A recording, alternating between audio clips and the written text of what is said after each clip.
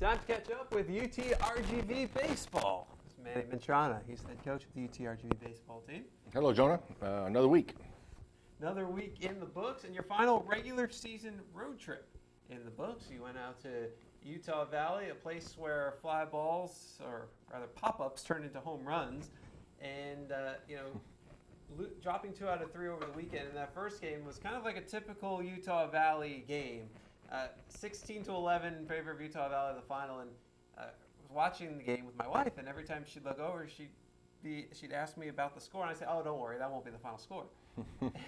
And every inning, there was a crooked number put up. Yep, you were prophetic. Absolutely right. I mean, 27 runs, a bunch of hits, Jonah, and that's what makes the game great. One night, Friday night, 27 runs. And then the next night, Saturday, it took us 13 innings to be able to score, both of us together, 5 runs. So it's a great game. But, it definitely was a slugfest Friday night. Is it tough going to a place like Utah Valley at altitude where, breaking balls don't necessarily break, so it forces you to do other things? Well, but the biggest thing is just kind of aligning the defense, because you really don't know how much the ball is going to carry. Obviously, it's not our field. We know it's going to carry more, but you're kind of caught between a rock and a hard place. Do you play them where you would usually play them, deeper? So the biggest thing is just obviously with the change is just the defense is the big thing, in particular the outfielders. Well, in that first game, you certainly got a lot of offense, scored 11 runs in the game. Do you like how the bats were coming alive? Yeah, you know what? We really hit the ball really well. Had some great at-bats, quality at-bats. But again, 11 runs should be enough to win. Wasn't enough Friday night. Obviously, our starter, typical Friday night guy, wasn't there with us. So I think, they might have hit Johnny pretty good, but chances are they probably wouldn't. So that's one that might come back to hurt us. Well, the next day, you already mentioned it took 13 innings and dropped that game 3-2. But Parker Gallegos in a spot start was fantastic. Yeah, he pitched lights out. 7-8 strikeouts, I think, 1 or 2 walks. Did a great job for us. And both teams had opportunities. We had opportunities before the 13th to win, and we didn't capitalize. And they had opportunities before during those same innings, and they didn't capitalize. But it was a good ball game. Always good to be involved in good baseball. And Saturday's game was definitely good baseball. 7 innings for Gallegos, tied a career high. 7 strikeouts was a career high. It's his first start of the season. Does that give you some confidence in him going forward, knowing that if you need an extra starter in the WAC tournament, he's a guy who could be that? Exactly. You want those 4 or 5 guys that you feel can start and keep you in the game, especially if you fall into the losers bracket early in the tournament. So it's always good to be able to have a guy that can pitch out of the bullpen and also give you a spot start. Victor Garcia Jr. hit his first home run of the season in that game, opposite field shot. It's good to see him find a little power. His first of the year, he had 4 last year. Yeah, I'm sure Victor's disappointed in the year he's had, but you know what? He keeps working. He keeps trying to be the best player he can be. So there's no shame in that. Obviously, we're rooting for him as his teammates and as his coach. But he's a great young man, and he keeps working hard. A big part of this weekend, I think a lot of it was that day. It was kind of a coming out party for Anthony Gomez. 3 for 4 in that ball game, and you've given him more responsibility. He's been starting at shortstop the last bunch of games, and he's really starting to come through. Yeah, you know what? We've got some talented young guys in there, Gomez, Gonzalez, and Ross Holt. But Anthony is the one that's swinging the bat the best right now. Defensively, they're pretty much all about the same. But Anthony's definitely swinging the bat, and he had a really good night for us. Of course, we want to talk about guys swinging the bat. I think the conversation starts with Jose Garcia. But 11 hits in 3 games. He had 588. He was unbelievable. He had a really good weekend for us in a weekend where we needed. He did everything he could, but basically, fly. He had a really good weekend. Lancar also had a very good weekend for us. And Jojo Collazo, that last game, came on strong for us for a 4-2 win. So, yeah, lights out to Jose, to Maito, because he was unbelievable. I mean, it seemed like every time he was at the plate, he'd get a base hit.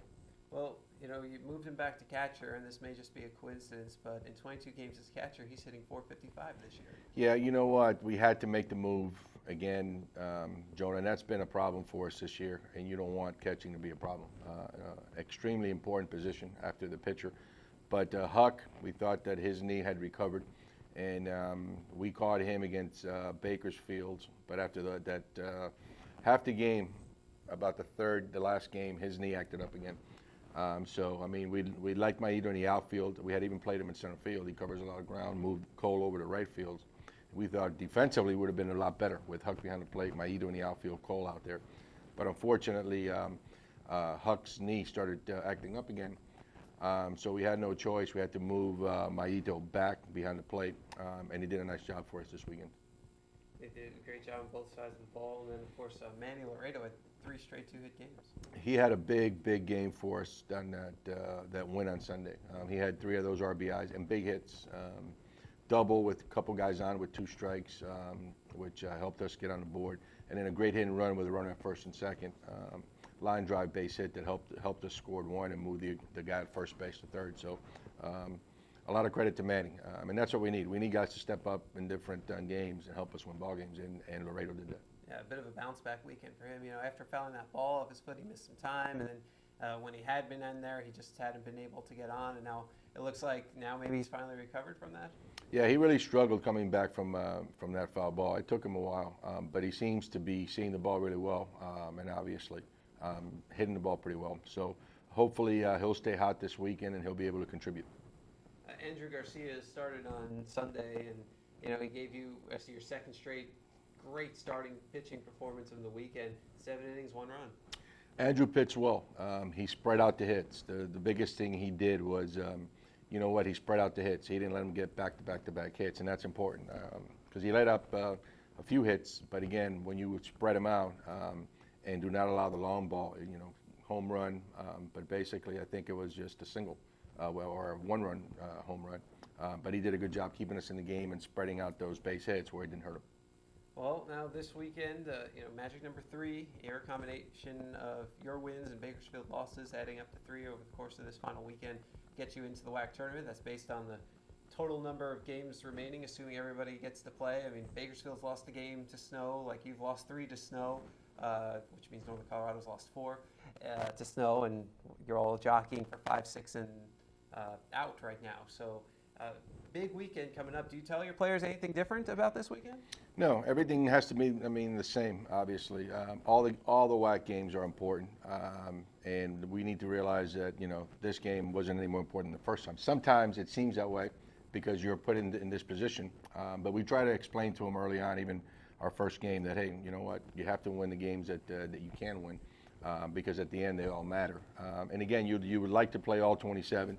But unfortunately, sometimes the weather doesn't cooperate, so you can't dwell on that.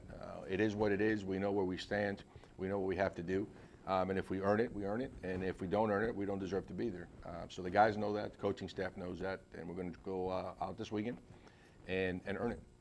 Well, UTRGV will try and earn it on Thursday at 7, Friday at 6, and Saturday at 12 against Grand Canyon. Saturday, make sure you're there early. Senior Day ceremonies will be starting a bit before game time, and then first pitch will come at 12:05 on Saturday. If you're not in the area and you want to watch, hey, we're still on television. Time Warner Cable Sports Channel 323, all 3 games. And then if you're not in Texas and you're unable to get Time Warner Cable Sports Channel, you're still in luck. Friday and Saturday's games will be carried nationally on American Sports Network. Make sure you check out GoUTRGV.com. Check out the preview story. We'll have a list of what channels are carrying it in what markets, so you'll be able to check it out. And if you're shut out of all of that, hey, we're still online.